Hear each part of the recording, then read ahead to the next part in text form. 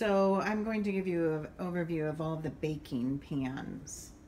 So let's start with, before we even do pans, the things that help us take food, hot food, out of the oven and do it safely. The first thing would be hot pads, all right, as well as hot mitts, all right. Sometimes people call this a pot holder.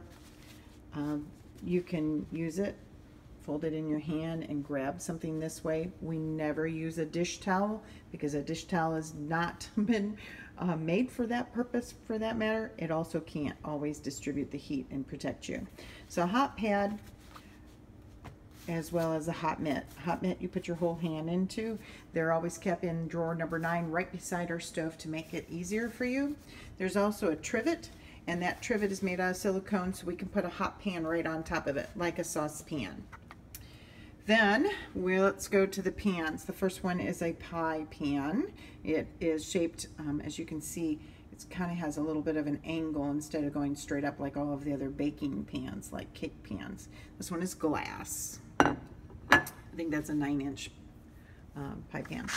Then we have a jelly roll pan. So a jelly roll pan is different than a baking sheet. People call this one a cookie sheet. We call it a baking sheet because we bake more than just cookies on that. So this one we don't use for cookies because it has a lip, it has an edge. And so when we make a pumpkin roll in this class, we use this pan. We use it for a lot of different things, but it has an edge. This doesn't allow heat to distribute evenly when you bake cookies, so we never use a jelly roll pan for that. We use a baking sheet. Obviously this is a flat baking sheet, and the air can go all the way around it without any issue. This one, it's got an edge, all right? We don't ever use the jelly roll pan for cookies or pretzels for that matter. It is just for cake purposes. Then we have, this is called a 9x13 cake pan. It's also known as an oblong cake pan. All right, so the sides go straight up. These are nice because they have a little handle here on the ends to make it easier to handle. This is a square, as you can tell the difference in size and shape.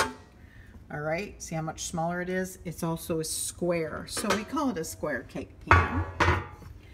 And then we have a round cake pan. It's got edges. You're probably most familiar with that one. And then this pan has a nice little edge to it, but this is a pizza pan. It's much bigger, as you can see, than this one, and you wouldn't want to bake a cake in that because it'd only be like a 1/2 inch tall. So this is a cake, this one is pizza. This is called a loaf pan because we make different types of loaves of things. So I can make meat loaf, for that matter, in here, as well as any type of banana bread or yeast bread or zucchini bread like I did this summer a million of. Then the last pan that we have in our kitchen at our disposal is a muffin pan, and we use it to make muffins. Simple as that. It's 12 holes. I think we have 2 of those in each kitchen. Then this one, we don't bake with it, but the moment it comes out of the oven, things need to be placed on this. This is called a cooling rack. So super important, we don't set a hot pan on a counter, we set it on a cooling rack. We don't leave it on the stove top because the stove still has heat emitting up through it, so it won't allow it to cool correctly. If we lay it on the counter, there's no air being able to circulate it around it.